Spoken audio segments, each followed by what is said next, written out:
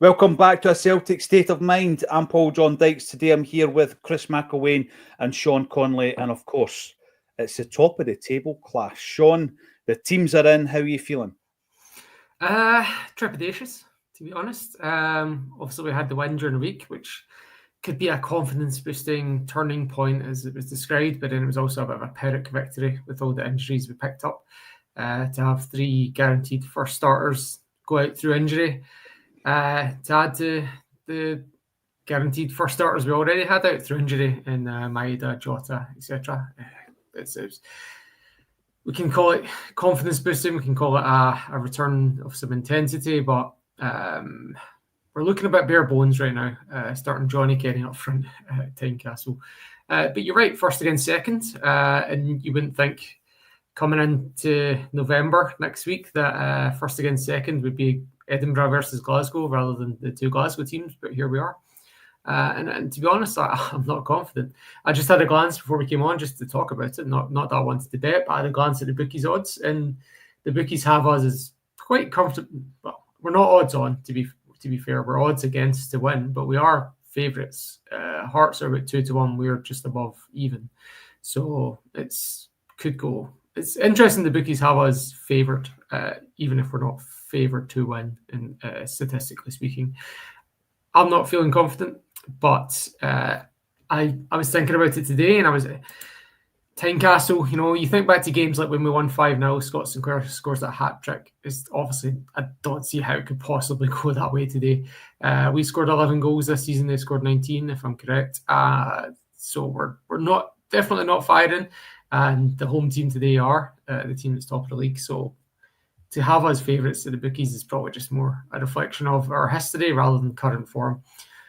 Yeah, so I'm trepidatious, worried, concerned, and no matter what, we're going to be second after this game. So this is a chance, I guess, for us to start clawing it back.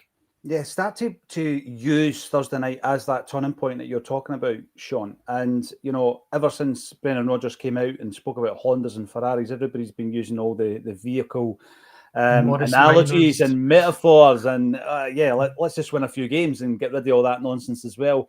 Chris has had the professional lighting crew in. You can see it every so often. There's a wee green glaze on the left-hand side of his profile. He's the man. Right, Chris, how are you feeling? Because, I mean, when it comes down to how we view Scottish football on A Celtic State of Mind, you've got a few different views on it. You've got Jim Moore's view, which is very much looking at he's not even here to defend himself, a period outside our era. And then you have my view, you know, growing up with, in the 80s, a strong Dundee United in Aberdeen, obviously just after the Hearts Love Street season as well, when I started going to the games.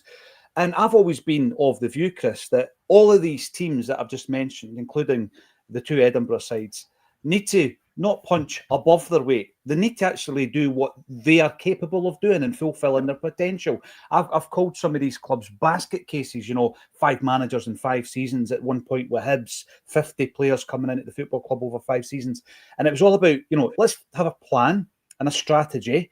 And if you do, I believe you will win virtually every game outside of your Celtic and Rangers matches. Now, obviously, you're not going to win every single game, but Hearts have shown what can happen if you get organised, you keep your backyard in order, and you can start building a challenge, because Celtic, all it shows, you know, a couple of draws here and there, and we're chasing. So I'm not saying I want to be in a title race and all the rest of it. What I'm saying is, if your challenger is stronger, you become stronger. You cannot become complacent, Chris. Yeah, you're 100% right. Look, Hearts are where they are by, you know, completely on merit, by virtue of the way that they've gone about their business this season. We saw elements of it last season with Aberdeen. That one tailed off. But I think the point is correct. Look, it's not Celtic's responsibility to carry Scottish football. It's not Rangers' responsibility to do that either.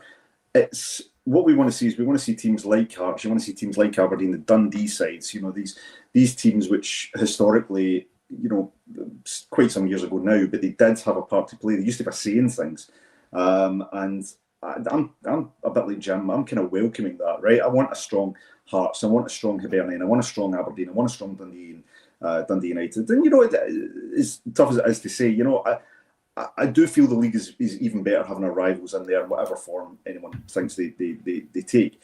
Want Celtic to win every single time. I'll make that very clear. I would be happy if we won every single title from now until I'm no longer alive. But if it's exciting when it's happening, if we're getting a challenge, if it's pushing us further than maybe it has done in the last few years, then I think that's only a good thing, right? So credit where it's due. I think Hearts are doing the right things. I think they're absolutely where they are on merit, and I think the challenge is on us now to raise and elevate our game to the levels that we expect, in order to hopefully get up to the same trajectory and surpass it, and hopefully win the title. But yeah, I've got nothing bad to say about Hearts in terms of the how they've gone about their business. With that said, looking forward to seeing if we can match them today, and hopefully the game midweek, as you say, as a catalyst. Yeah, the thing is, Chris, you want the challenge to come from a point where the team that's challenging you has improved rather than us regressing. I think there's been a bit of both, bringing Hearts and Celtic closer together, and that's where the frustration lies. I'm going to bring in some of the comments, and then we're going to be talking about the start 11 from start to finish. Claire Menery, always a delight to see you both in the chat and at our live events. Claire, we should have been good enough to beat Kairat and Dundee, right enough. Yeah, we should have been. I totally agree with that. Accepted responsibility of being able to put on a team on the park who will beat Dundee and a team like Kairat, and that's where the responsibility of the team and the management team absolutely lies. But at the same time, and I know you've already confirmed this yourself, Claire, that this is your thoughts, we need to be well enough prepared. We need to get the recruitment sorted out. And obviously there's a conversation, a discussion raging on the commentary of this game, which has been shown on Sky Sports today, between Chris Sutton, Chris Boyd and Neil Lennon. Well, I know who I'd be backing in that discussion. And it's a 2v1 where Neil Lennon and Chris Boyd are basically teaming up against Chris Sutton. And I'll tell you, when it comes down to football opinion, Chris Sutton gets my vote. River C3. Sutton is 100% right. When you lack the quality to score chances, it will result in games like Dundee, like Kairat. We don't have the right to win those games if we don't put quality on the park. And I think in relation to that, Sean, and when we start looking at the starting 11, I want to bleed youngsters into the team. I want to see guys like Donovan and Murray getting their game time, but not through the fact that we don't have a strong enough squad. It's almost as if Colby's thrown in because we have nothing there. Kenny's thrown in because we have nothing else. Shin Yamada's obviously on the bench now, who until recently wasn't even in the squad. So you want to be able to do it the right way, Sean. You want to bleed these guys in the proper way, not because you've got a thin squad and it's the only option that you've got. And by the way, I don't think Dane Murray is the only option, so fair play to him. He's been chosen above a few other options, albeit Trusty's not a naturally right-sided player. He can play there. And there's going to be a bit of focus on that today, Sean, on the fact that, you've got Donovan and Murray coming into the defence. You've got Scalesy, who I've said it time and time again has been our best defender all season. He and many others could have been dropped for their performance against Dundee. He was kept in, and I thought he was brilliant on Thursday night, scored a great goal. And you've got KT, who's starting to get 90 minutes in his legs. I know a lot of people aren't seeing the KT they expected to see, Sean. What's your thoughts of that makeup of the defence straight off the bat? Yeah, it's to go back to your broader point about youngsters. That was what jumped out at me today. Seeing Donovan, Murray, and Kenny all starting today, because obviously we've been griping for a long time that we've only had 3 players in the last whatever it is 10 to 15 years come through. Which is something that the Celtic board uses a measure of success. Look, we've had 3 players come through, whereas we think that's not good enough. And so here we are today, away game against the top of the table, and we've got 3 youngsters starting this game. Now you could call back to games where we go to Ibrox, where the league's already wrapped up effectively. And we stick some youngsters in and they absolutely flail, and we lose 3-0 in a meaningless game, and Sefco win the summer bragging rights cups, blah blah blah. But this one's actually got something on it. This is a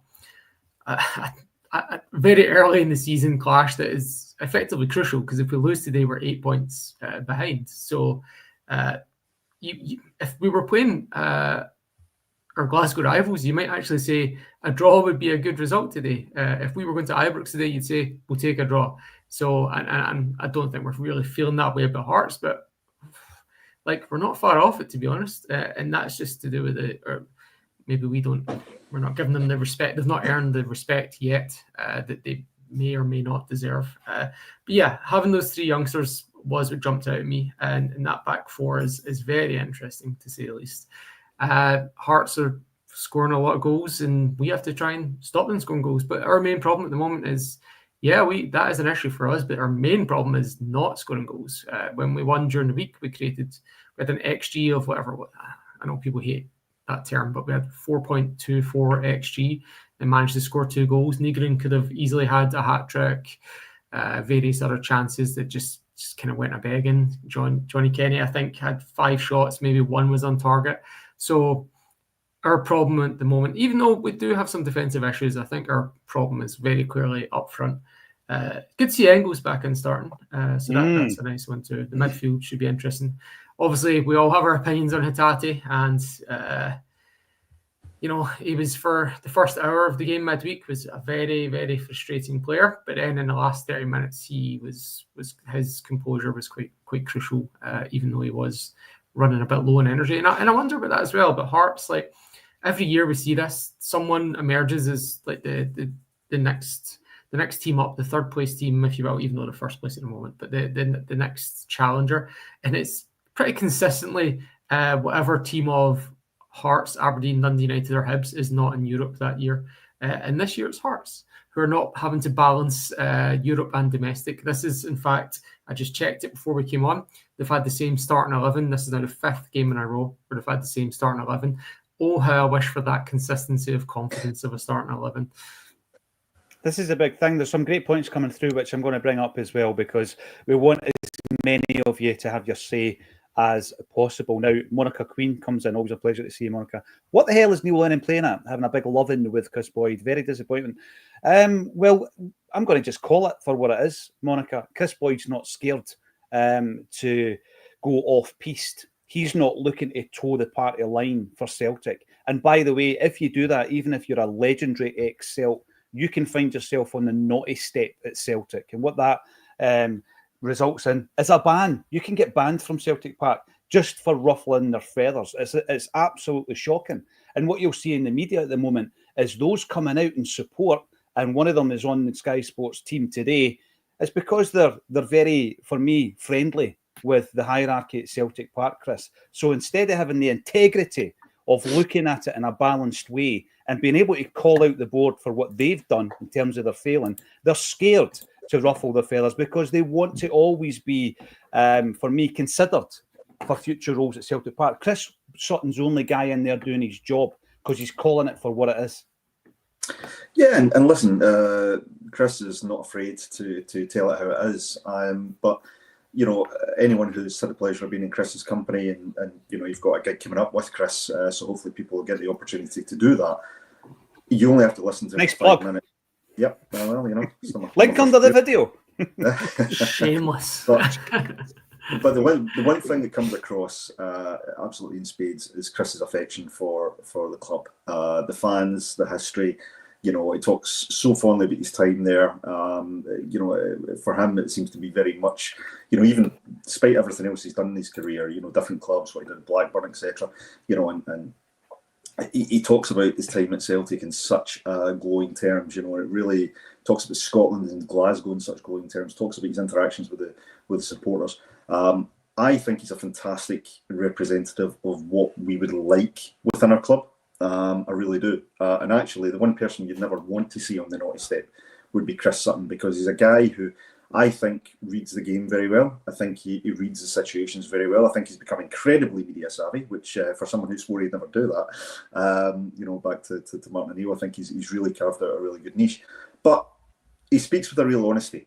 And while I've got a ton of respect for people like Neil Lennon, a lot of other Celtic alumni for what they did on the park and what they brought to the team, I am more inclined to say that someone like Chris Sutton is the kind of voice that we need right now. Someone who'll call out the failings in a very objective way. He's no skin in the game. He's not a guy that's putting is looking for plaudits. He's not a guy who's looking to, gain himself a role. He's just someone that's doing his job, as you say. And I think it's the kind of voice we need at the moment. Because, look, there have been failings at the club. There have been failings in recruitment. I thought there was a great point made the other day. We talk about the injuries to, we'll leave Carter Vickers out for the moment, but you talk about the injuries to Ian Acsom. You talk about fitness concerns with other new players. Well, get these players in early. Give them a full pre-season. If these are your targets, get your business done early. You have to be able to look at elements like that and criticise them. And you're not criticising the club. You're criticising the processes that have been, they've been in place. And you base your assessment of the success or failure of a process by the output. At the moment, we've got, no right winger. We're playing what would appear to be a third and possibly fourth choice striker. Not by, just purely by default because we've got no one else. We've seen quality leave the club and not be replaced. You cannot argue against those facts. You simply can't. You can't. So, it's a great point Quinny makes here, Chris. We're starting Kenny today, and by the way, I hope he does well. I was praying that he scored one of the chances the other night there on Thursday night. I didn't watch along in the second half, and it was just basically raw emotion. You're watching the game, making sure you didn't pick your nose or swear.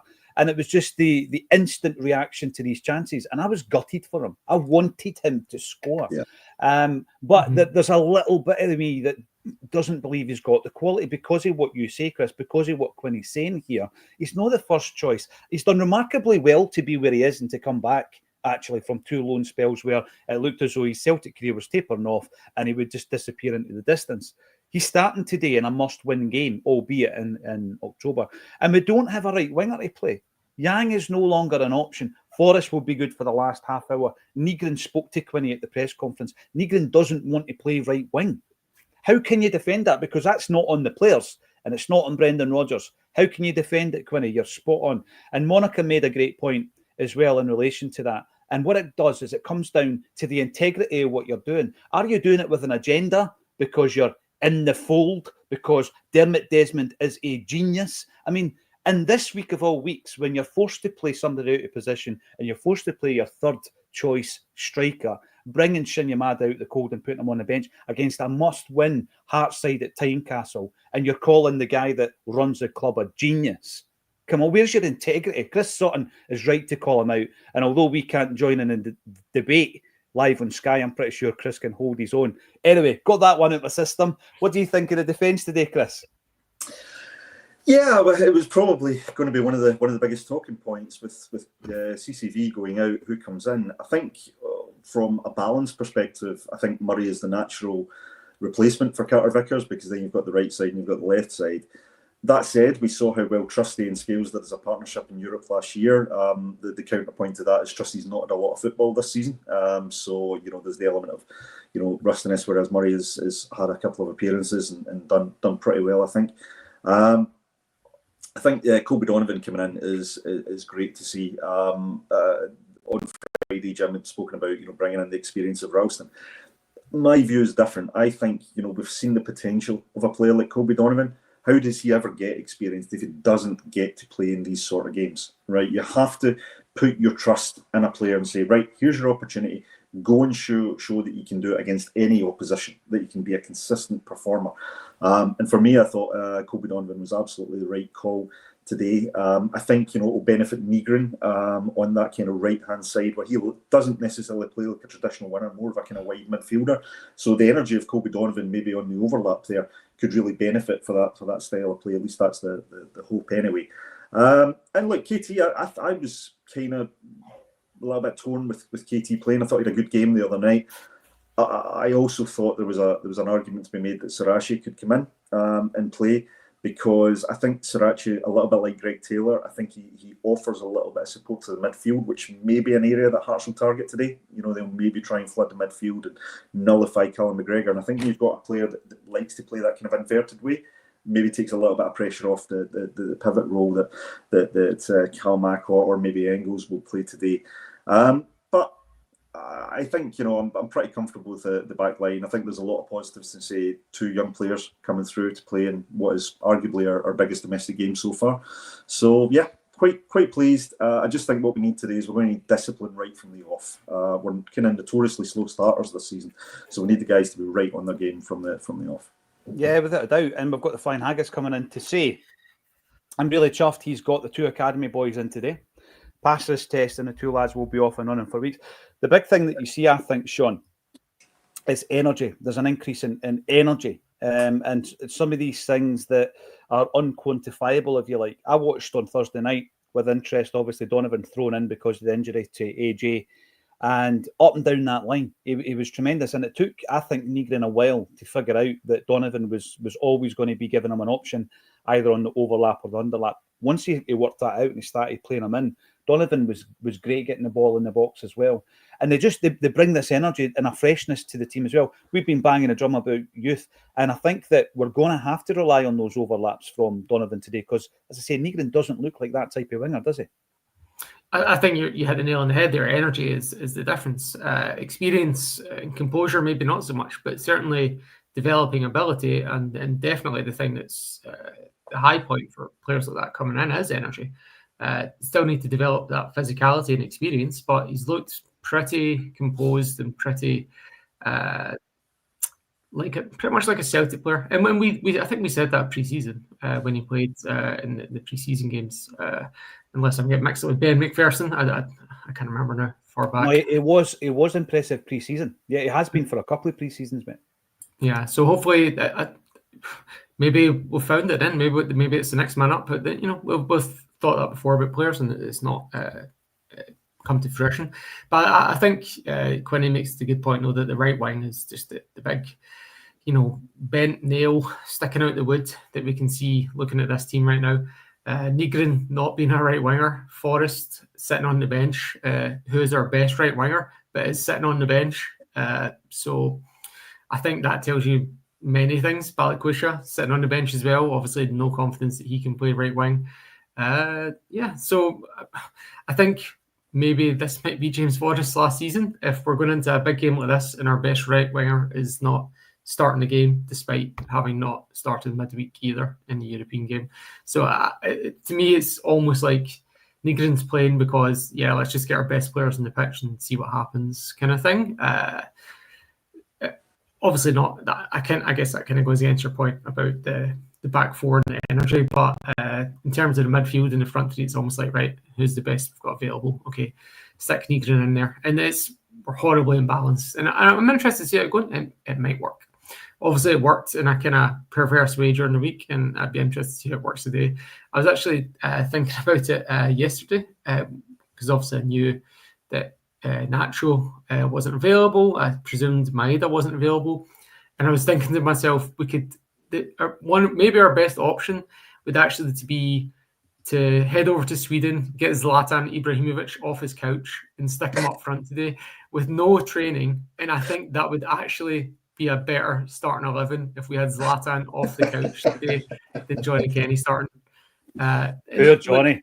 Mind you, I know. You did say Zlatan. So yeah, Zlatan. Look, Zlatan's a class player. He's 40 and he's not had any training, but I still think he would improve our team today. And I don't want to be too harsh, right? Like right wing. We talked about Dundee last week. That right winger for Dundee would improve our team today. I'm hoping, I really do. I hope that Kenny scores today. Not to. I do as well. I want all the players to do well. Just to get that kind of. I think that when you look at the work that he did, even in creating some of the chances on Thursday, Sean, you're thinking there's so much the guy does right. The work rate. I go on about low maintenance players, guys who actually do what they're told by the gaffer. And when you listen to Kenny's interviews, he speaks about how much he's improved under Brendan Rodgers. And, when you see him dropping deep and dispossessing and pickpocketing defenders, going toe-to-toe with him, he doesn't look like a big physical guy, but he's absolutely up for the fight. All that kind of stuff, I think, works well in Scottish football. And actually, other than the finishing, it worked well on Thursday as well. So I just think there's just that wee bit missing, that wee finish, sometimes a wee Robbie the Green. I remember when he comes on as a sub for his very first appearance, he gets a chance in the 6-yard box, was it away to Ross County, and he's a wee bit flat-footed, remember? So it's just tiny little margins. He scored against Aberdeen, of course. He scored this season against Livingston and Newcastle. Remember the goal that he scores in the pre-season game. So we know he's capable. I was just flicking over there to watch the live action, and Sky are running some kind of montage, right, of the horror movie It. What is? I mean, you are dressed like Jack Torrance in The Shining today. I don't know, Chris, if they've watched Acsom and thought, right, we're going to double down on the horror theme. Oh, it's Halloween. That's what it is. Deary me, I forgot all about it. I'm getting too old. It's a Halloween theme, and it was all about it and all this kind of stuff, and the fear. I'm hoping we don't have the fear. I've completely forgot it was Halloween. Right, let's move into the midfield then. I don't think there was any arguments after the game, Chris, about this being the starting midfield. I've been a massive advocate and champion of Andy Engels, but actually based on his performances this season, I could see why people weren't enthused about him. He played really well on Thursday night though, didn't he, Chris? Yeah, I thought in a couple of areas, I thought his application was great. Showing that ability to pick up the ball and kind of run with it, make something happen. I thought his distribution was excellent as well. I mean, sometimes if a player can consistently put in really good crosses or really good long passes, you almost want him in the team for just for that. But I thought he looked more mature, looked hungrier than what we've maybe seen him. I do think there's elements in his game which frustrate me a little bit. Sometimes I think he tries to be too clever with the pass, little flicks, little layoffs, which sometimes aren't really on. And I would almost prefer him to do just keep it simple, recognise the players around you. Just keep it simple, keep possession, make sure that we're not taking unnecessary risks and losing possession and getting hit on the counter. But yeah, I think he's got an opportunity at the moment. Maybe by just virtue of injuries and personnel changes. He's got his opportunity. Second game in a row that he's starting. Chance to build up more of an understanding. I think he's a player that looks like he's desperate to score as well. He looks like he's desperate to get among the goals from open play, not the penalties, but get a goal from open play. So hopefully we see more of the same today. I thought it was definitely for me his best performance of the season. Yeah, it was, and he was in and amongst the offensive action as well, showing what he can do from set pieces, which I think was one of his biggest strengths last season as well. All this talk around Callum McGregor, every time we're not playing well, we get through a sticky patch, and there's a lot of focus on Callum McGregor's performances, Sean. I think that going into the game on Thursday, what I said was, is it his best position, playing on defensive mid? I mean, what's your thoughts on that at the moment? Well, I think Brendan Rodgers made the point that he's does better when the games are a bit more expansive in Europe. And is not quite as good against that low block. And it'll be interesting to see how Hearts play today. With the home game and the home support, they might actually come out and attack us and be expansive. And it might be that this is a European style game and that kind of suits Engels, and he might end up being man of the match again. I remember just 10 months ago where it was December, and I think he went through a run of 4 games where he won man of the match and every game or 3 out of 4. So maybe we're getting on Engels Acons today and moving into the rest of this month. But hopefully, because I've always rated the guy, and the criticism has always been, everyone can see he's got ability. The guy's won man of the match in Champions League, right? You don't do that if you're a bad player. But the criticism he often receives from Celtic fans is he doesn't quite fit the system. So if we can see it a bit again today, when we're hopefully, it depends. If we're up against a low block, we might feel that same old frustration.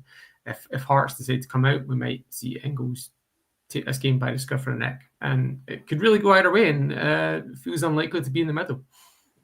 Engels Acons. Good to see Rui Otatu in a long sleeve jersey. Love a bit of the old retro, the throwback. We know that we've got McLean as the ref. We've got Dallas. And who else is on the VAR? Oh, yes, it's Dickinson. So Motherwell and St Mirren fans as officiating today's game. Nothing to worry about there, guys. Not many Celtic fans at Tynecastle.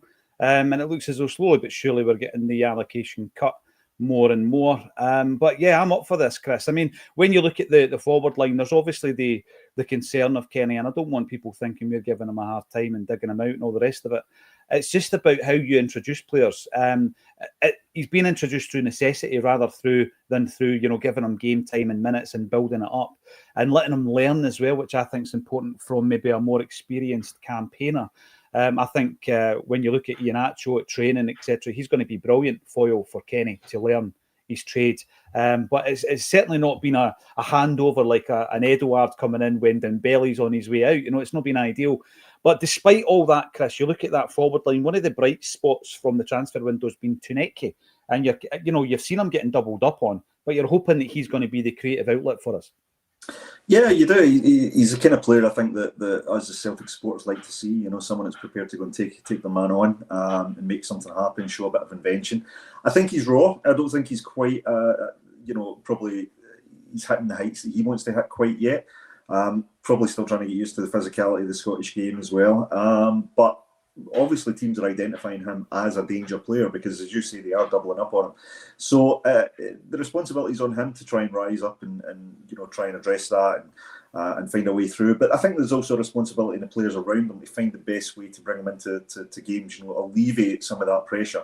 And the fact is that if he's got two players on him, that's taking players away from his teammates. So they've got to take advantage of that element if they can.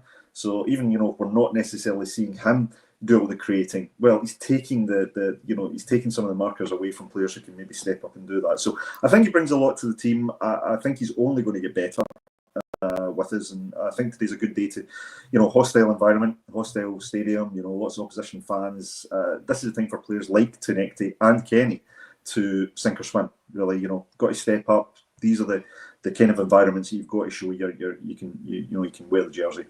Yeah, without a doubt. And for anybody else with OCD, how annoying is it that halfway line doesn't actually match up with the tunnel? Anyway, let's go to the action. Thanks everybody for getting involved, and thank you to Chris and Sean for joining me on a Celtic State of Mind. Come on, Hibs.